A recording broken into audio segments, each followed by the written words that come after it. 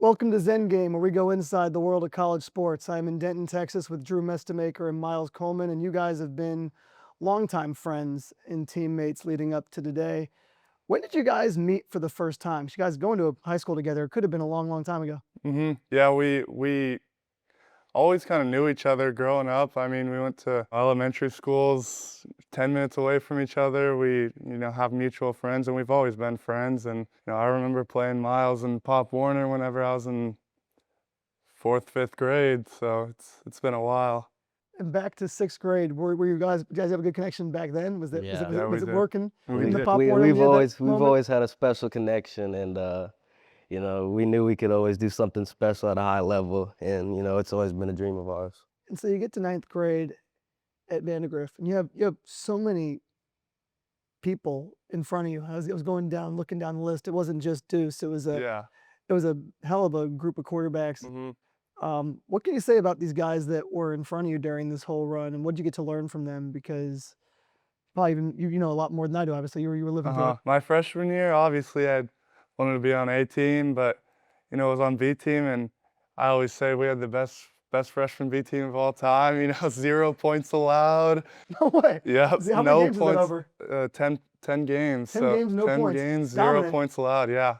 My junior year, the starter, Braden Buchanan, he's one of my best friends now. And I mean, seeing his competitive edge, he's at Baylor now playing baseball. And, he's a great athlete all around. And Deuce, I mean, he's a great quarterback. And obviously, I felt like I should have played, but I didn't want to, you know, like tear anything apart with the team. So just wanted to get on the field and, enjoy my last season with my guys. So that ended up being at safety and corner and on defense. So, that's what I did. So you'd go in at quarterback on the B team, and then would go on the Yeah. defense also. Yeah, I started quarterback, safety, and I was punt returner on the B team. So I've never heard of someone do that before. So Yeah. you'd go back, you return the punt, Yep. and then you just run back in at quarterback. Yep, exactly. Miles, the person who's returned a lot of punts, do you have any memory of watching your buddy back there?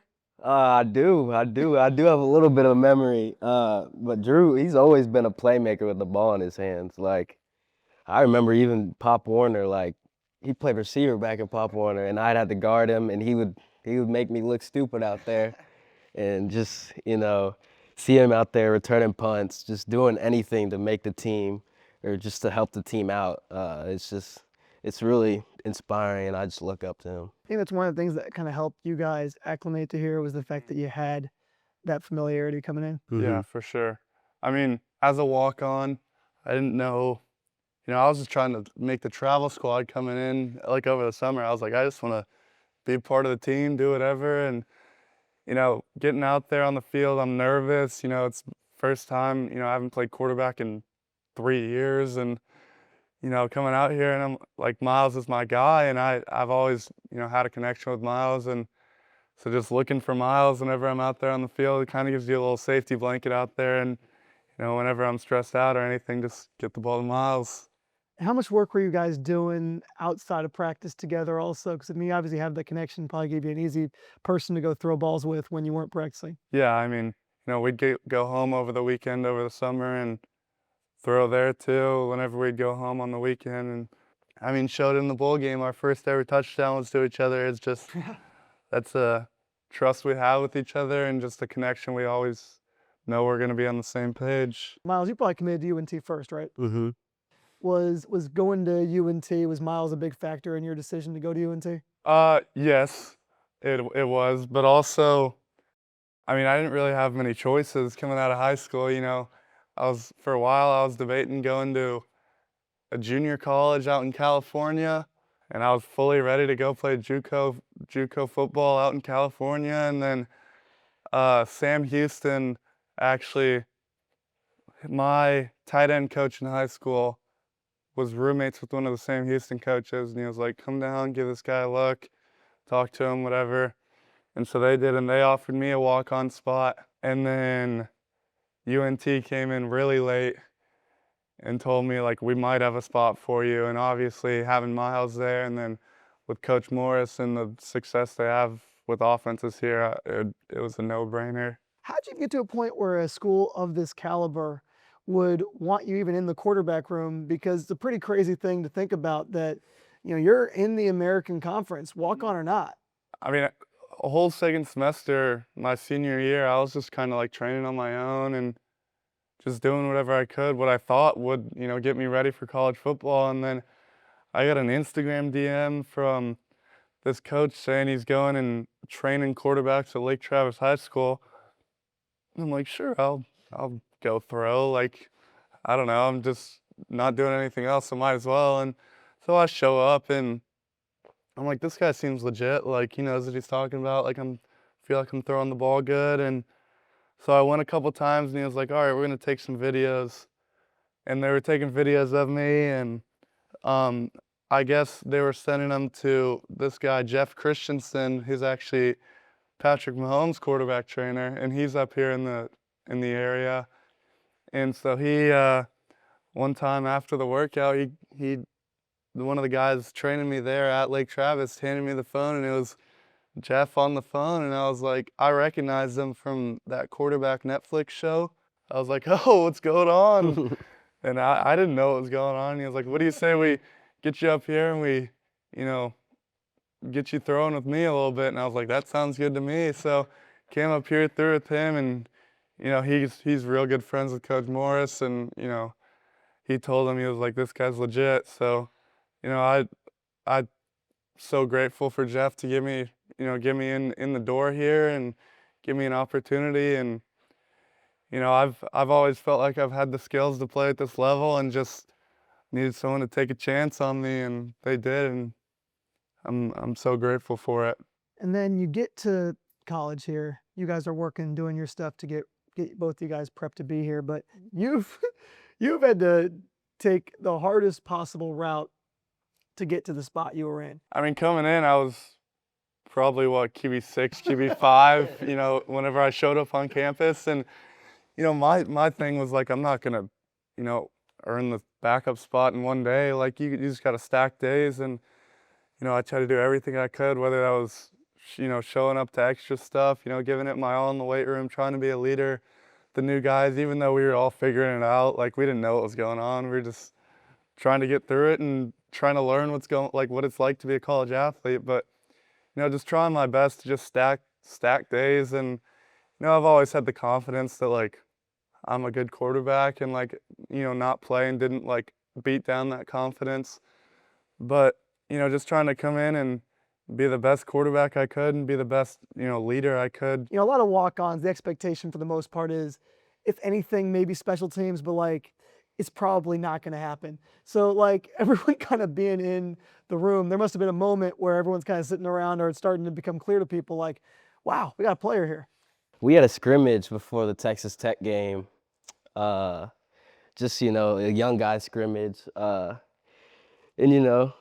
me and Drew played in this game. This was before we kind of, made a name for ourselves. And I think it was like the third or second play of the game. Well, no, it was like the fifth play. And he checks a slot fade to me. And he throws it about, I don't know, 50 to 60 yards, right in stride. And I think right after that, I heard the coaches talking.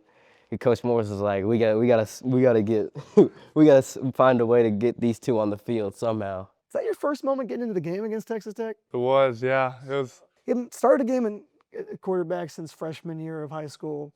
You played a little bit though. It wasn't that you never played. You got in some games when you guys were ahead, or et cetera. But you find yourself in the game in Lubbock against the Big 12 team at Texas Tech against the Pac State. What's that like?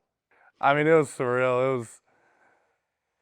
At that point in the game, obviously, like, there wasn't really much I could do. So I was just kind of going out there, like, just playing a little football. Like, there's just a packed stadium, it's just a little football. But, just going out there and enjoying the moment. And, that's all you could really do then, and just taking the moment. And it's pretty awesome. Is there a hit you took in that game? The first, like, actual, because I think the first two plays I handed the ball off or something, and it was third down, and called a QB run for me, and you know, I pull it down and I'm running and I like broke a tackle from a D lineman and I was like, dang, like I thought I was about to get smoked right here, and then kind of like lowered the shoulder on someone, and it like, I mean, I got popped, but like I got up and I was like maybe like that was kind of like a confidence builder, like all right, like I'm not just a little freshman out here, like I can do this. So that was pretty awesome. Is it the safety experience that maybe gives you a little bit more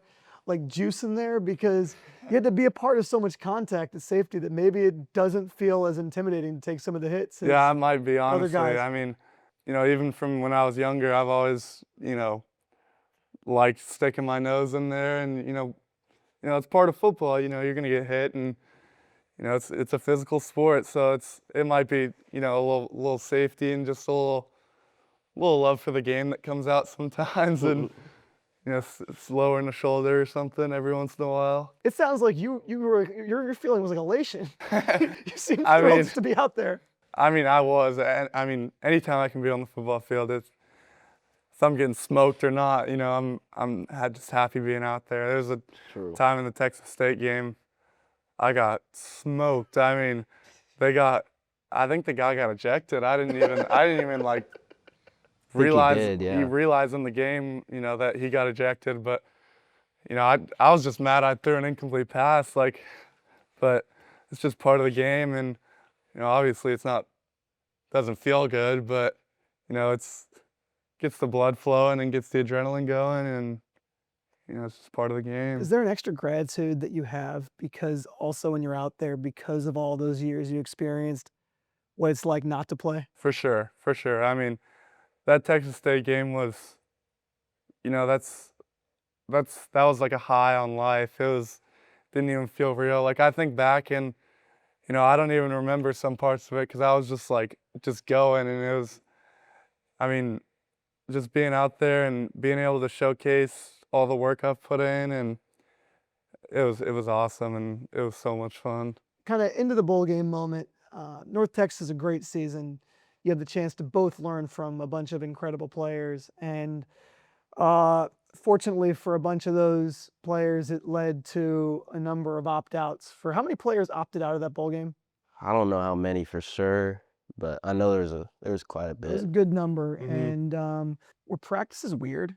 I mean, I thought practices were weird because I was the guy, I was out there, and you kind of got to shift your mindset a little bit. It's not just you're the backup quarterback out there going for a couple reps. Like you're the guy, and you got to show everyone you're prepared and you're confident in yourself and everyone else out there to go win the game. What was kind of the mindset in the locker room heading into that game?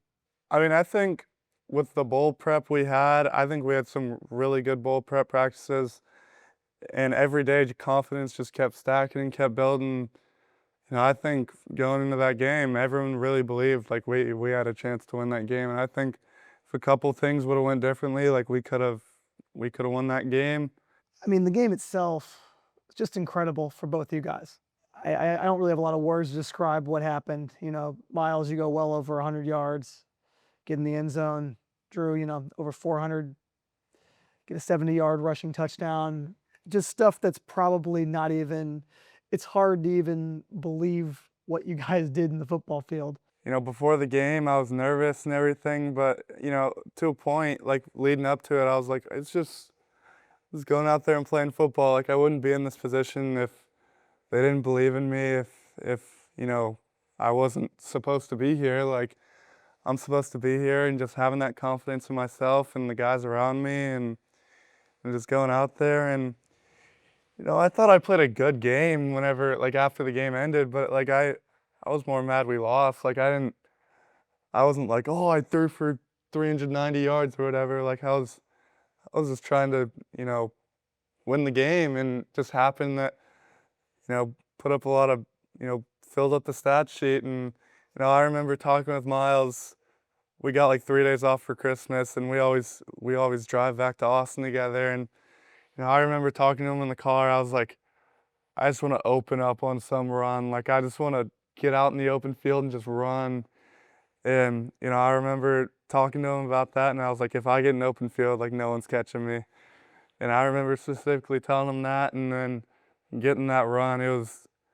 That's just turning the corner and no one in front of me. I was like, oh my gosh, here it is.